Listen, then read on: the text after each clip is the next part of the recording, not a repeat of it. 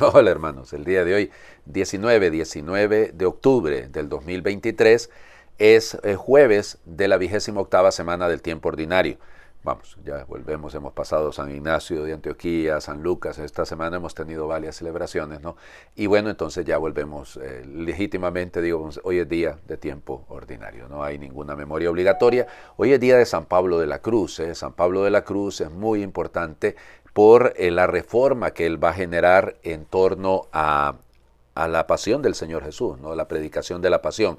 Su nombre realmente era Pablo Francisco Massari y había nacido pues en Ovada. Ovada es un pueblito en el norte de Italia, de hecho es una aldea de Alessandria que es parte del Piamonte, más o menos para que allá al norte, cerca de Turín, para que se ubiquen ustedes más o menos. Bueno, entonces resulta que él nace en enero de 1694, fíjense, como San Francisco de Asís, y se le compara muchas veces con Francisco, era hijo de un comerciante, vamos, medianamente acomodado, digamos. Tenía un hermano, Juan Bautista, que va a ser el que lo va a acompañar en todo. Resulta que cuando él tiene 19 años, escuchando la predicación de su párroco, ya ven que es importante que escuchen las predicaciones de los párrocos y que los párrocos prediquen bien, pues él se convirtió, realmente se dio cuenta que el llamado de Dios era dejar una vida mundana, a dejar de lado todas las cosas que le llevaban al mundo y pues se retiró. Habló, parece ser que la Virgen se le apareció, eso es lo que él dice, y que le reveló que debía fundar una congregación y que el hábito debía ser el hábito negro con un escudo en el que se hablaba de la Passio Christi, de la pasión del Señor Jesús, y muy bonito, ¿no? Entonces la Virgen le pidió que hiciera esto. Él se lo comentó a su director espiritual, a su obispo, bellamente el obispo siempre le apoyó, el obispo de ahí de Alessandria siempre le apoyó, Monseñor Gattinara. Y pues se retira, algunos dicen que a una ermita, a la ermita de San Esteban, creo que sí, de San Esteban, y allí pues luego lo acompañará su hermano y empieza a formarse, ¿no?, alrededor de ellos un grupo que empiezan a predicar, empiezan a hablar de la pasión del Señor, porque su pasión era la pasión del Señor. Y entonces fíjense ustedes cómo es un místico, sin duda que lo es, y va llevando esto genera suspicacia en Roma porque este padrecito, que no es padrecito, de hecho no había sido ordenado, lo va a ordenar de hecho el Papa más adelante en 1727 y junto con el hermano. Y lo bello de él es que ya les digo, y era mendicante, igual que Francisco en ese sentido, ¿no? Y bueno, finalmente lo recibe el Papa, a él en audiencia, ¿no? A estos que son los pobres de Cristo, era como ellos querían llamarse originalmente. Entonces el Papa Benedicto XIV aprueba el proyecto de la regla de esta nueva congregación que se conoce hoy en día como los pasionistas, pero ellos realmente se hacían llamar a sí mismos los pobres de Cristo.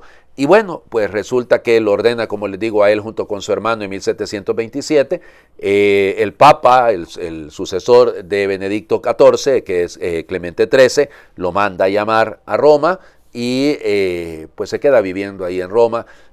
Tuvo momentos de sequedad espiritual muy duros. Pablo tuvo momentos muy, muy difíciles en los que sentía la no consolación de parte de Dios, ¿no? Y así vivió largos años, pero fiel, mantuvo su amor a la cruz, su amor a la pasión de Cristo y lo entendió también como parte de su proceso de purificación.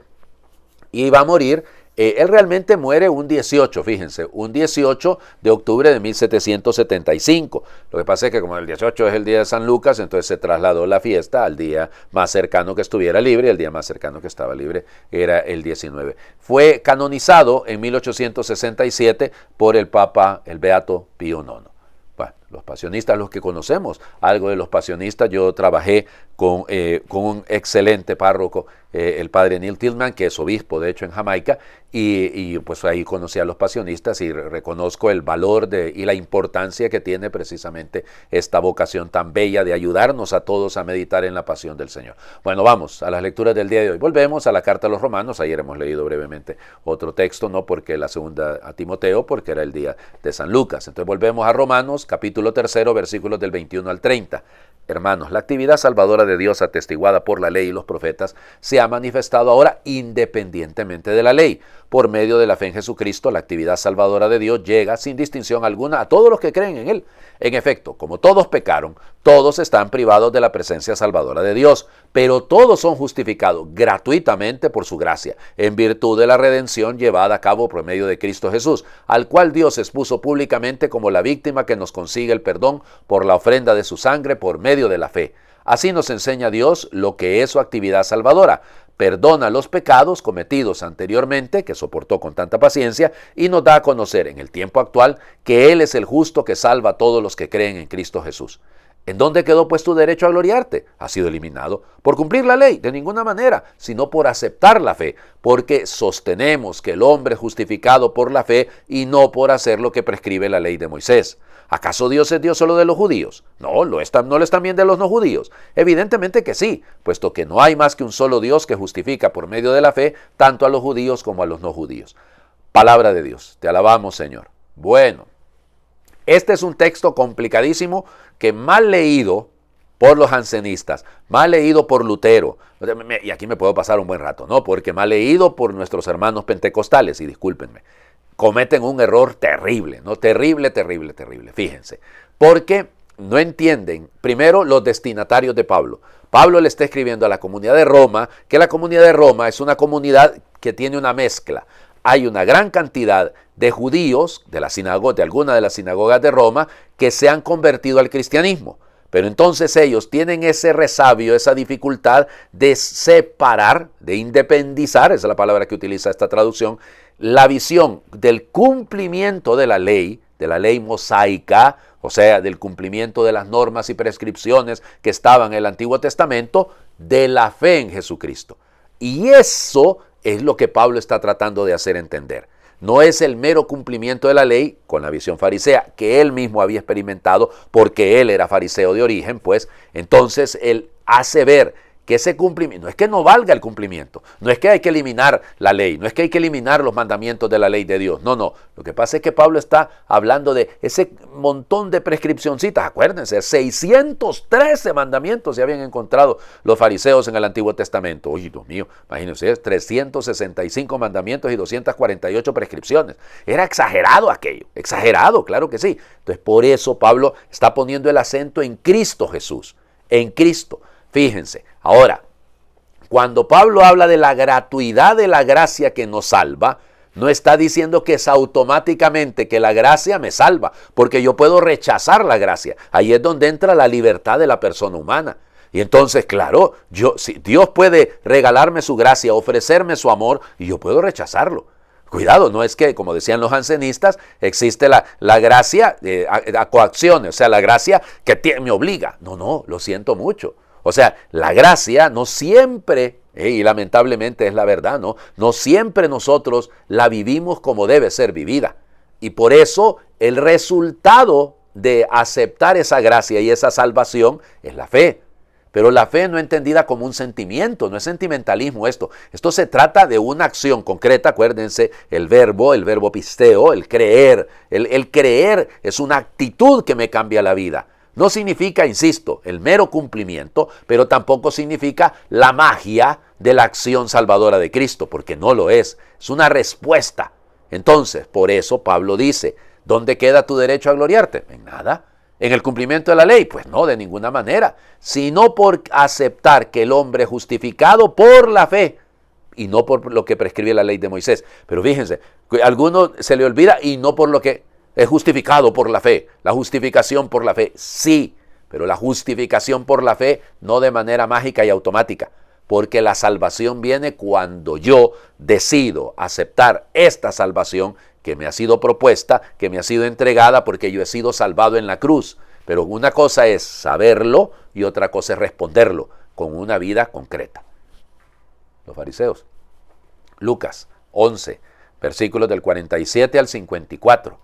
En aquel tiempo Jesús dijo a los fariseos y doctores de la ley: Ay de ustedes los que les construyen sepulcros a los profetas que los padres de ustedes asesinaron. Con eso dan a entender que están de acuerdo con lo que sus padres hicieron, pues ellos los mataron y ustedes les construyen el sepulcro. Por eso dijo la sabiduría de Dios: yo les mandaré profetas y apóstoles y los matarán y los perseguirán, para que así se le pida cuentas a esta generación de la sangre de todos los profetas que ha sido derramada desde la creación del mundo, desde la sangre de Abel hasta la de Zacarías, que fue asesinado entre el atrio y el altar.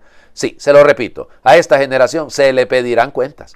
Ay de ustedes, doctores de la ley, porque han guardado la llave de la puerta del saber. Ustedes no han entrado y a los que iban a entrar les han cerrado el paso.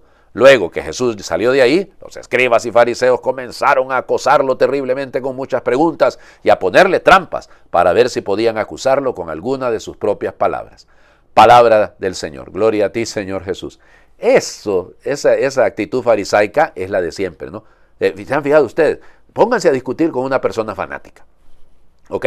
Y sobre todo esos que dicen, la Biblia dice, la Biblia dice, la Biblia dice, y agarran por allá. Y la Biblia lo que hace es, si la leemos como se debe, y se lee dentro de la comunidad cristiana, que fue la que le ha dado paso al Nuevo Testamento, evidente, ya nos daremos cuenta que la Biblia lo que quiere es hablarnos del Dios de la Biblia, darnos a conocer un Dios. Pero aquí, este Dios misericordioso que nos ha salvado en Cristo Jesús, claro. Pero cuando usted empieza con aquella cosa, y empieza a poner, y tuerce y retuerce, y vuelve a retorcer la palabra de Dios. Y esto es lo que hacían los fariseos. Por eso le querían poner trampas al Señor Jesús. Y Jesús les dice clarito: miren, ustedes son responsables de la muerte de los profetas.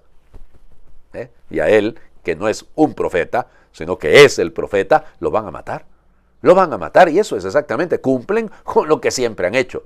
Y luego lo otro, se han guardado la llave del saber, les dice a los escribas. Y pues sí, a los doctores de la ley, dice esta traducción. Y eso es la verdad. Oigan, no han entrado ni quieren dejar entrar. ¿Cuánta gente, fíjense, en sus elucubraciones bíblicas, en sus elucubraciones religiosas, lo que hace más bien es alejar a la gente, oiga?